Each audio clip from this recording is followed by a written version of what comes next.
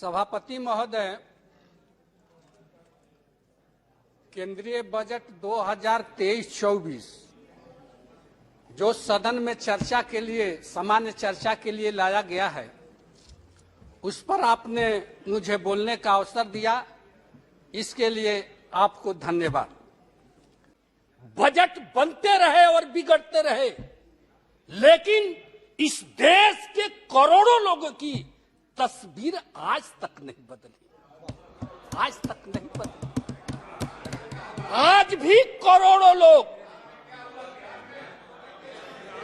आज भी करोड़ों लोग गंदे नाले और पेड़ों के नीचे जन्म लेते हैं और वहीं पर मर जाते हैं। हमें सदन के माध्यम से सरकार को बताना चाहते हैं कि बड़ी अरमानों से बिहार की 13 करोड़ जनता ने आपको 2019 में 40 सीट में से 39 सीट एनडीए के खाते में डालने का काम किया था, लेकिन 40 सीट में से 39 सीटें 40 बहुत आशा, उम्मीद और अरमान के साथ इस बजट पर निगाहें रखी थी बिहार की जनता।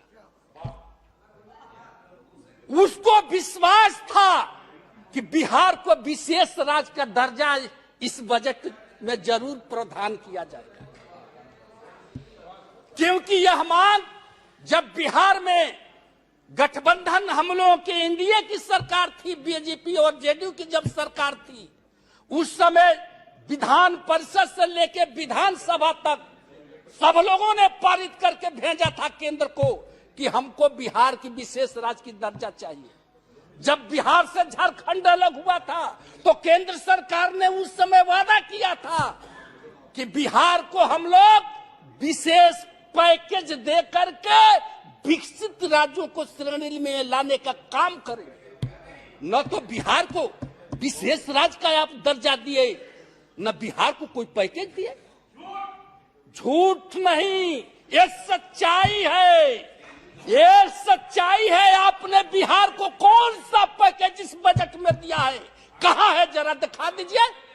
बिहार के अंदर 2007 में तत्कालीन रेल मंत्री ने बिहटा औरंगाबाद रेलवे लाइन का शिलान्यास किया था। उस समय 3,500 की, आज 3,500 करोड़ की वो योजना हो गई, लेकिन शिलान्यास होने के बाद आज 14 साल बीत गए, आज तक वह बिहटा औरंगाबाद रेलवे लाइन का काम जमीन पर नहीं उतरा।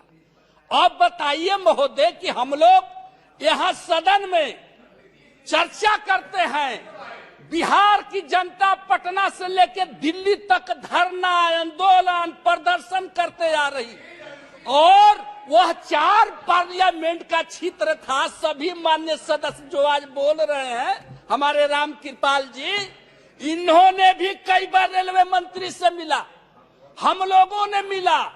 अब 13 साल से बताइए महाराज कि 4 पार्लियामेंट का वो क्षेत्र है, एक छोटा सा, आज रेलवे नहीं, रेलवे लाइन नहीं बन सका। बिहार को बिना विकसित किए हुए आप देश को विकसित नहीं कर सकते। बिहार महात्मा बुद्ध की धरती, जहां से विश्व को संदेश देने का काम किया, वो महावीर की धरती है, और वैसे धरती को आप उपेक्षा करके, उसको अनदेखी करके, उसको अरमानों पर पानी फेर करके आप देश को विकसित राज्यों की श्रेणी में ले जाना चाहते हैं। ये कैसे हो सकता है, ये कैसे हो सकता है महोदय?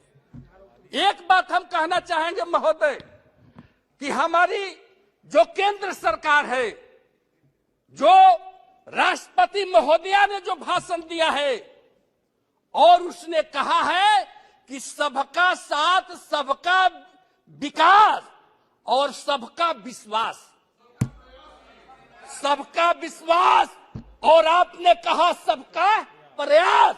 हम मानते हैं, आप कैसे सबका साथ ले सकते हैं, आप सबका प्रयास कैसे ले सकते हैं?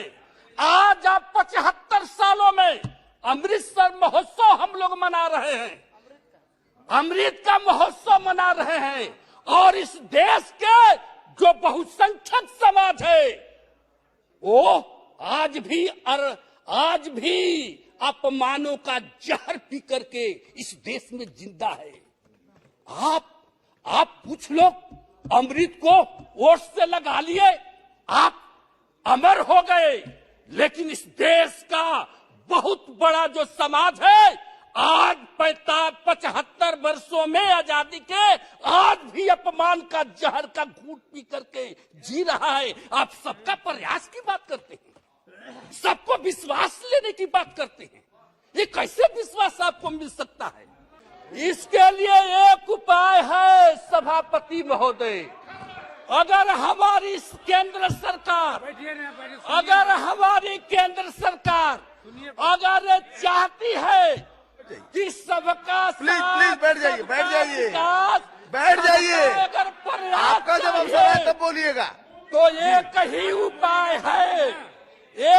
उपाय है महोदय कि जो इस देश में सामाजिक जो व्यवस्था है यह गैर बराबरी व्यवस्था है, और यह व्यवस्था जैसे आरएसएस प्रमुख भागवत जी ने कहा कि इस देश में जाति कोई भगवान ने नहीं बनाई है, आदमी ने बनाया है।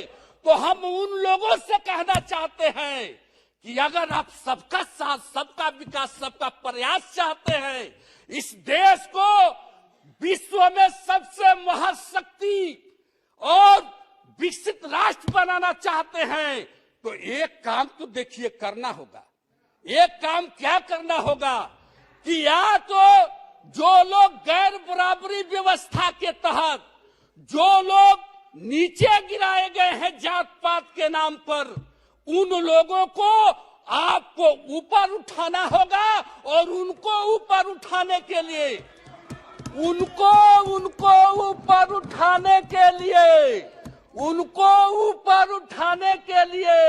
न्यायपालिका, कार्यपालिका, विधायिका और देश के सीमा में जितने रेजिमेंट हैं उसमें सब लोगों को भागीदारी देना होगा।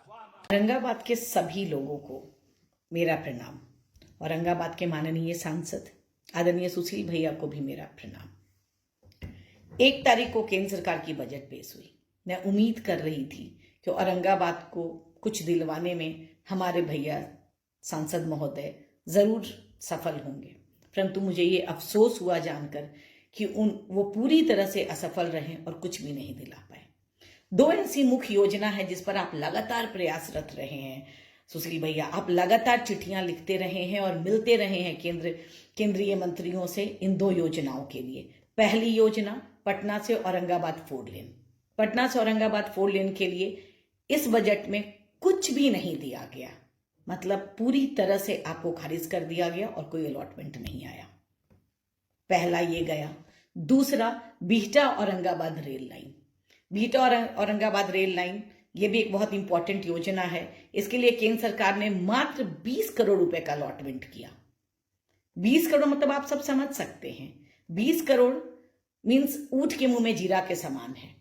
योजना को बस जिंदा रखने के लिए 20 करोड़ रुपए दिया गया। यहां भी आप पूरी तरह से नाकामयाब रहे, कुछ भी नहीं दिला पाए आप। 2007 की योजना है और 2009 में आप लोकसभा के सांसद बनते हैं औरंगाबाद से। 16 साल पुरानी ये योजना है और 14 साल से आप इस लोकसभा के सांसद हैं।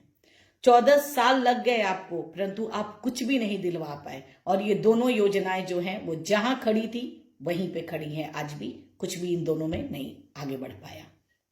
मुझे ये समझ नहीं आता है भैया, क्या काम के प्रति या मांग के प्रति आप ईमानदार नहीं हैं, आप सीरियस नहीं हैं, या केंद्र सरकार आपको सीरियसली लेती ही नहीं है। अब हर बार आपकी शुरुआत एक ही लाइन से होती है, महोदय मैं नक्सल प्रभावित जिला से आता हूं, महोदय मैं नक्सल प्रभावित जिला से आता हूं। भैया कभी ये भी तो बोलिए कि आप कृषि प्रधान जिला से आते हैं। लोगों की निर्भरता किस कृषि के ऊपर है, लोगों की मुख्य आय की स्रोत जो कृषि है, लोग 100% उनकी जो कमाई है वो कृषि से आती है। परंतु आपने तो कभी कहा ही नहीं केंद्र के सरकार के सामने कि मैं कृषि प्रधान जिला से आता हूं। मुझे समझ में नहीं आ रहा है, आप तो हमारे जिला के आइडेंटिटी को ही बदल दे रहे हैं जाकर वहां पे, और इसलिए सरकार आपको कुछ दे भी नहीं रही है। जीटी रोड पे स्थित ये जिला है, 2-3 स्टेट से लगा हुआ ये जिला है, कनेक्टिविटी की कोई प्रॉब्लम नहीं है, हर तरह के ट्रांसपोर्टेशन में कोई प्रॉब्लम नहीं है। फिर आप एक भी ऐसा बताइए जो आपने फूड प्रोसेसिंग यूनिट के लिए कभी मांग किया हो इस जिला के लिए। अरे आप फूड प्रोसेसिंग यूनिट के लिए बात कैसे करेंगे? हमारा जिला तो किसान आधारित जिला है और आप कोयल नहर परियोजना में फेल हो जाते हैं। अरे आप जरा तो भैया सीरियस होइए और अपने जिला के जो भी परियोजना चल रही है उसको आगे बढ़ाइए। जब पुरानी योजना को ही आप आगे नहीं बढ़ा पा रहे हैं तो नई योजना लाएंगे, ये सोचना शायद हम सबकी मूर्खता होगी।